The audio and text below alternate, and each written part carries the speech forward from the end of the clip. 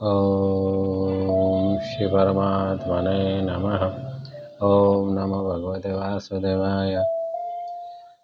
આજે આપણે અધ્યાય 15 શ્રીમદ ભગવદ્ ગીતાજી અને શ્લોક આજે પહોંચ્યા છીએ 17.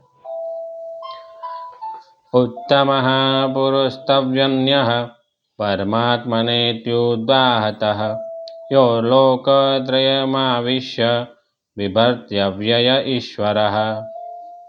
નો ગુજરાતી ભાવાર્થ. ઉત્તમ પુરુષ તો અન્ય વિલક્ષણ જ છે. જે પરમાત્મા એવા નામથી કહેવાયો છે તે જ અવિનાશી ઈશ્વર ત્રણેય લોકોમાં પ્રવેશીને બધાનું ભરણ પોષણ કરે છે. ટીકા. ઉત્તમઃ પુરુષસ્તવ્યન્યઃ. પૂર્વ શ્લોકમાં અક્ષર અને અક્ષર બે પ્રકારના પુરુષોનું વર્ણન કર્યા પછી હવે ભગવાન એ બતાવે છે કે બંનેથી ઉત્તમ પુરુષ તો અન્ય જ છે.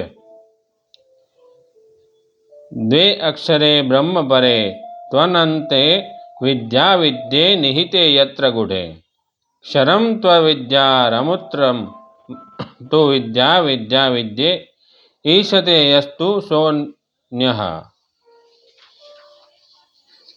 અહીં અન્ય પદ પરમાત્માને અવિનાશી અક્ષર જીવાત્માથી ભિન્ન બતાવવા માટે નહીં, પરંતુ તેનાથી વિલક્ષણ બતાવવા માટે આવ્યું છે. એટલા જ માટે ભગવાને આગળ 18મા શ્લોકમાં પોતાની નાશવાન ક્ષરથી અતીત અને અવિનાશી અક્ષરથી ઉત્તમ બતાવ્યા છે. પરમાત્માનો અંશ હોવા છતાં પણ જીવાત્માની દ્રષ્ટિ અને ખેંચાણ નાશવાન ક્ષરની બાજુ જ થઈ રહ્યું છે. એટલા જ માટે અહીં ભગવાનને તેનાથી વિલક્ષણ બતાવવામાં આવ્યા છે. પરમાત્મે ત્યુદાહતઃ. એ ઉત્તમ પુરુષને જ પરમાત્મા નામથી કહેવામાં આવે છે.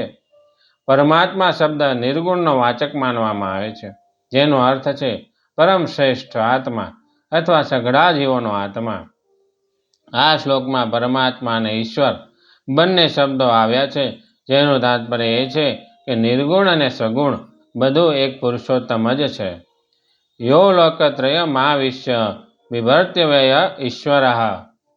તે ઉત્તમ પુરુષ પરમાત્મા ત્રણેય લોકોમાં અર્થાત સર્વત્ર સમાન રૂપે નિત્ય વ્યાપ્ત છે. અહીં બિભર્તી પદનું તાત્પર્ય એ છે કે વાસ્તવમાં પરમાત્મા જ સઘળા પ્રાણીઓનું ભરણ પોષણ કરે છે, પરંતુ જીવાત્મા સંસાર સાથે પોતાનો સંબંધ માની લેવાને કારણે ભૂલથી સાંસારિક વ્યક્તિઓ વગેરેને પોતાના માનીને તેમના ભરણ પોષણનો ભાર પોતાના ઉપર લઈ લે છે.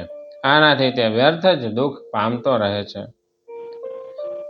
એના વિશે થોડું. જે બ્રહ્માથી પણ શ્રેષ્ઠ છુપાયેલા અસીમ અને પરમ અક્ષર પરમાત્મા માં વિદ્યા અને અવિદ્યા બંને સ્થિત છે તે જ બ્રહ્મ છે. વિનાશીલ જડ વર્ગ તો અવિદ્યા નામથી કહેવામાં આવ્યો છે અને અવિનાશી જીવાત્મા વિદ્યા નામથી. જે આ વિદ્યા અને અવિદ્યા બંને પર શાસન કરે છે તે પરમેશ્વર આ બંનેથી ભિન્ન સર્વથા વિલક્ષણ છે. ક્ષરમ પ્રધાન મૃતાક્ષરમ હરઃ ક્ષરાત્મા ના વિશતે દેવ એકઃ. પ્રકૃતિ તો વિનાશશીલ છે અને તેને ભોગવવાવાળો જીવાત્મા અમૃત સ્વરૂપ અવિનાશી છે. આ બંને ક્ષર અને અક્ષરને એક ઈશ્વર પોતાના શાસનમાં રાખે છે. ભરણ પોષણની વાત ભક્તિ માર્ગ પર જ આવી શકે છે, જ્ઞાન માર્ગમાં નહીં. કારણ કે ભક્તિ માર્ગમાં જીવ અને પરમાત્મામાં ભિન્નતા માનવામાં આવે છે. એટલા માટે આ પ્રકરણને ભક્તિનું જ માનવું જોઈએ. ભગવાનને અવ્યય કહેવાનો તાત્પર્ય એ છે કે સઘળા લોકોનું ભરણ પોષણ કરતા રહેવા છતાં પણ ભગવાનનો કોઈ વ્યય ખર્ચ નથી થતો, અર્થાત એમનામાં કોઈ જાતને કિંચિત માત્ર પણ કમી નથી આવતી. તેઓ સદા જેમ છે તેમ જ પૂર્ણ રૂપે રહે છે. ઈશ્વર શબ્દ સગુણનો વાચક માનવામાં આવે છે, જેનો અર્થ શાસન કરવા વાળો થાય છે. માર્મિક વાત. જો કે માતા પિતા બાળકનું પાલન પોષણ કર્યા કરે છે તો પણ બાળકને એ વાતનું જ્ઞાન નથી હોતું કે મારું પાલન પોષણ કોણ કરે છે, કેવી રીતે કરે છે અને શા માટે કરે છે. એ જ રીતે જો કે ભગવાન પ્રાણી માત્રનું પાલન પોષણ કરે છે, તો પણ અજ્ઞાની મનુષ્યને ભગવાન પર દ્રષ્ટિ ન રહેવાથી આ બાબતની ખબર જ નથી પડતી કે મારું પાલન પોષણ કોણ કરે છે. ભગવાનનો શરણાગત ભક્ત જ આ વાતને સારી રીતે જાણે છે કે એક ભગવાન જ બધાનું સમ્યક રીતે પાલન પોષણ કરી રહ્યા છે. પાલન પોષણ કરવામાં ભગવાન કોઈની સાથે કોઈ પક્ષપાત, વિષમતા નથી કરતા. તેઓ ભક્ત, અભક્ત, પાપી, પુણ્યાત્મા, આસ્તિક, નાસ્તિક વગેરે બધાયનું સમાન રૂપથી પાલન પોષણ કરે છે.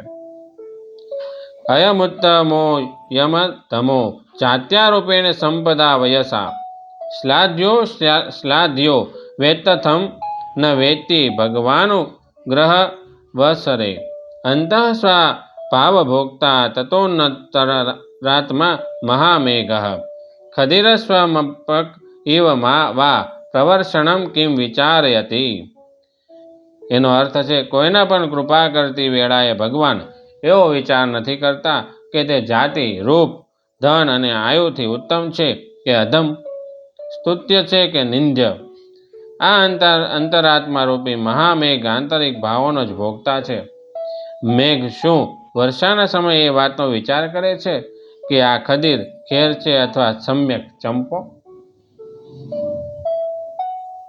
પ્રત્યક્ષ દેખવામાં આવે છે કે ભગવાન દ્વારા રચિત સૃષ્ટિમાં સૂર્ય બધાને સમાન રૂપે પ્રકાશ આપે છે, પૃથ્વી બધાને સમાન રૂપે ધારણ કરે છે, વૈશ્વાનર અગ્નિ બધાના અન્નને સમાન રૂપે પચાવે છે, વાયુ બધાને શ્વાસ લેવાને માટે સમાન રૂપે પ્રાપ્ત થાય છે, અન્ન જળ બધાને સમાન રૂપે તૃપ્ત કરે છે, વગેરે વગેરે. પરિશિષ્ટ ભાવ. પુરુષોત્તમને અન્ય કહેવાનું તાત્પર્ય એ છે કે ક્ષર અને અક્ષર તો લૌકિક છે, પરંતુ પુરુષોત્તમ બંનેથી વિલક્ષણ અર્થાત અલૌકિક છે. તેથી પરમાત્મા વિચાર સમજવાનો વિષય નથી, તે તો શ્રદ્ધા વિશ્વાસનો વિષય છે. પરમાત્માના હોવામાં ભક્ત, સંત, મહાત્મા, વેદ અને શાસ્ત્રો જ પ્રમાણ છે. અન્યનો ખુલાસો ભગવાને આગળના શ્લોકમાં કર્યો છે. યો લોકત્રયમાવિશ્ય. આ પદોમાં 12માંથી 15મા શ્લોક સુધીનો ભાવ આવી ગયો છે. મનુષ્યનું કર્તવ્ય તો મનુષ્ય લોકમાં છે, પરંતુ ભગવાનનું કર્તવ્ય ત્રણેય લોકમાં છે. વાસ્તવમાં ભગવાનનું પોતાનું કોઈ કર્તવ્ય નથી, છતાં પણ તેઓ માત્ર જીવોના કલ્યાણ માટે કર્તવ્ય કરે છે. ઓમ નમઃ ભગવતે વાસુદેવાય. ઓમ નમો નારાયણ. ઓમ ઇતિ 17મો શ્લોક સંપૂર્ણમ.